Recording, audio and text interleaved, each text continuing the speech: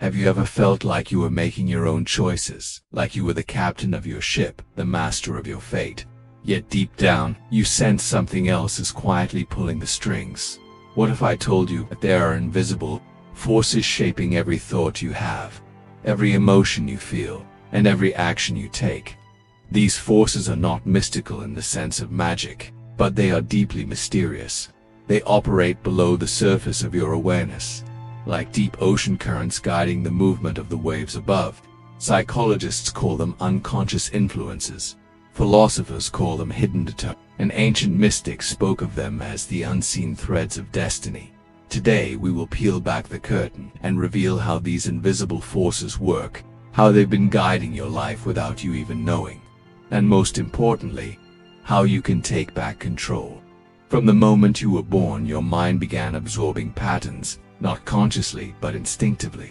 The tone of your mother's voice, the look in your father's eyes, the way people around you reacted to joy, fear, and pain. Your brain is like wet clay in those early years. Every word, every touch, every emotional vibration leaves an imprint, and these imprints, they do not fade easily. They sink into the deepest layers of your subconscious, where they begin to guide your thoughts and actions decades later. You think you choose your relationships, but what if you're actually drawn to people who fit your earliest imprints? You think you choose your career, but what if your path was already narrowed by the beliefs planted in childhood? The human mind is astonishingly programmable, not in a robotic way, but in a way that makes it vulnerable to conditioning. Think of it like a river. Its course is carved early, and everything that flows later follows the path already dug. But childhood is only the beginning. Culture becomes the second great sculptor of your mind. From the songs you hear, the movies you watch, the way your society defines success, to the subtle cues about what is acceptable and what is shameful.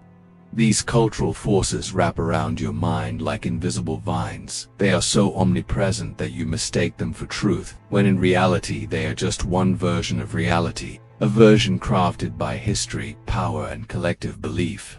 If you were born in another country, another century, you might have an entirely different sense of right and wrong, beautiful and ugly, possible and impossible. Then there is the force of biology.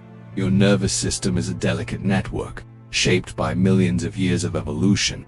It decides what feels urgent, what feels pleasurable, and what feels dangerous, long before your conscious mind gets a say. When you feel attraction, it's not a rational choice. It's a cascade of neurochemicals: dopamine, promising reward; oxytocin, promising connection; and serotonin, giving you a sense of peace. When you feel fear, your body has already prepared to fight or run before you even think about it. Biology whispers, and sometimes shouts, commands into your mind, not because it wants you to be happy, but because it wants you to survive. Now you might be wondering, if childhood, culture, and biology are pulling the strings, what is left for your free will? This is the uncomfortable truth. Free will exists, but it exists within a frame built by these invisible forces. Imagine a game of chess. You are free to move your pieces, but you cannot move outside the board, and you cannot change the rules. Your choices are real, but they are shaped, influenced, and sometimes trapped by forces you did not choose. But here's the paradox: once you become aware of the forces, they lose some of their power. Awareness is like turning on the light in a dark room. Suddenly you see the furniture, the walls, the obstacles, and you can decide, truly decide, where to walk. The first step is observation. Notice the patterns in your life. Why do you keep repeating certain mistakes? Why do you feel drawn to certain people? Why do certain fears appear without warning? If you trace them back, you will often find the fingerprints of those invisible forces. There is also a force most people overlook: the power of collective emotion. We do not just live in our own heads. We live in an emotional atmosphere. Like fish swimming in water, we breathe in the moods and energies of the people around us. Walk into a room full of tension. You will feel your body tighten, even without a single word spoken. Spend time with people full of hope, and you will feel more optimistic, without knowing why. This is why ancient traditions stress the importance of community. not just for survival, but for the health of the mind.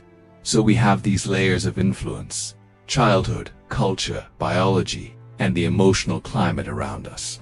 And all of them are invisible, yet incredibly powerful. Most people will live their entire lives unaware of them, believing they are fully free, when in truth they are swimming in currents they cannot see but you. Now that you are beginning to see, you have a choice. You can either let the currents carry you, or you can learn how to swim against them, how to reshape the path of the river, how to reclaim your mind. In part 2, we will explore exactly how to do that.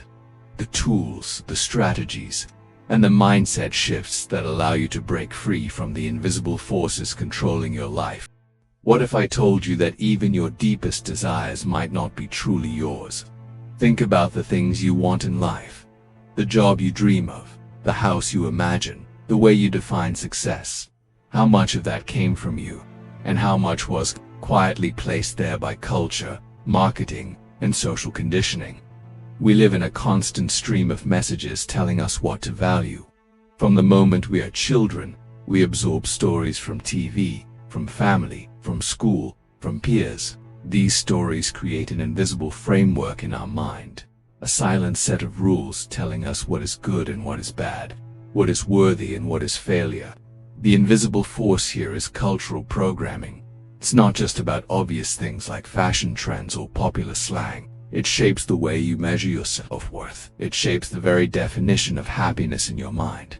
This is why so many people work hard for decades chasing a version of success they never truly questioned. They wake up one day, having but achieved what they thought they wanted. And yet there is an emptiness, a quiet voice asking, was this ever truly your dream?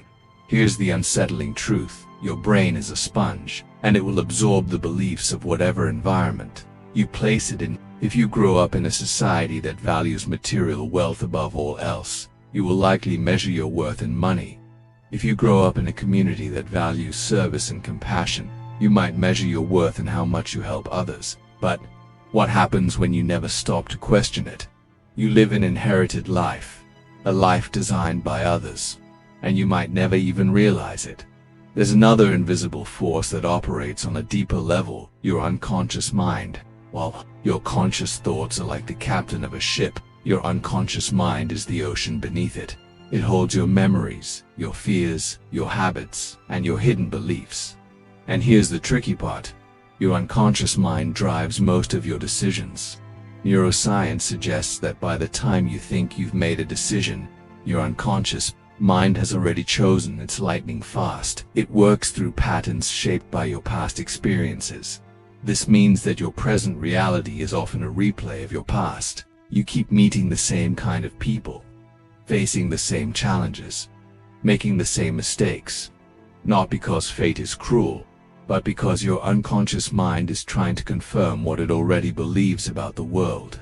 If you believe deep down that people can't be trusted, you will unconsciously notice every small sign of betrayal. You will choose friends and partners who eventually prove you right, and the cycle repeats. The way out of this invisible trap is awareness. You cannot control what you cannot see. You must bring these hidden patterns into the light. That means noticing your automatic thoughts, observing the stories you tell yourself when things go wrong. Are they really true, or just the echo of an old belief? But awareness alone is not enough. There's also the force of environmental influence. You are not just shaped by your beliefs, you are shaped by the people and places around you. The books you read, the shows you watch, the conversations you have. If you want to change your life, you must also change your environment. Surround yourself with people who live the kind of values you want to embody. Feed your mind with information that supports your growth. Protect your attention as if it were your most valuable asset, because it is. And then there's the invisible force of time. Time is silent. It does not shout. It simply moves forward, moment by moment. And yet, time is shaping you every day.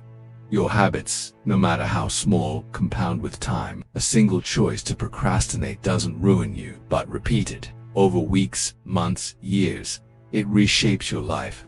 The same with positive actions. Reading one page today feels like nothing, but 1,000 days of reading shapes a mind of depth and wisdom. Here's the catch. We often underestimate the power of small daily actions because time works quietly. By the time you notice the results, the change is already deep within you. Another subtle force is the narratives you attach to events. Life is not just what happens. It's the story you tell yourself about what happens. Two people can experience the same event. One sees it as a tragedy, the other as a lesson. The event is the same. The interpretation changes everything. If your narrative always casts you as the victim, you will find evidence of injustice everywhere. If your narrative casts you as a learner, you will find growth in even the hardest moments. And here's the final, often ignored invisible force: your attention. What you focus on expands. If you constantly focus on problems, your world becomes a maze of obstacles. If you focus on opportunities, your brain begins to spot them in places you never noticed before. Attention is like sunlight for the mind. Whatever you shine it on will grow. The question is, are you shining it on weeds or on seeds? So, how do you take back control from these invisible forces? First, pause and reflect. Ask yourself, where did this belief come from? Is it from my direct experience, or did I inherit it? Second, disrupt your patterns. If you always react the same way to stress, try something different. Break the loop. Third, redesign your environment. Even small changes in what you read, who you talk to, and how you spend your time can shift your inner world. Fourth, watch your attention. Be deliberate about what you feed it. These forces are invisible only if you ignore them. Once you start to see them, you realize you have more power than you ever imagined. Because while these forces shape you, you also have the ability to shape them. The truth is, you will never escape influence completely. No one is truly a blank slate. But you can choose the forces that shape you. You can choose the beliefs you adopt. You can choose the habits you keep. You can choose the people you surround yourself with. And over time, these choices, though small, create an entirely new life. A life designed, not by accident, not by unconscious habit, but by intention. So as you step forward from this moment, remember, the forces are still there. They always will be. But now you can see them, and what you can see, you can change.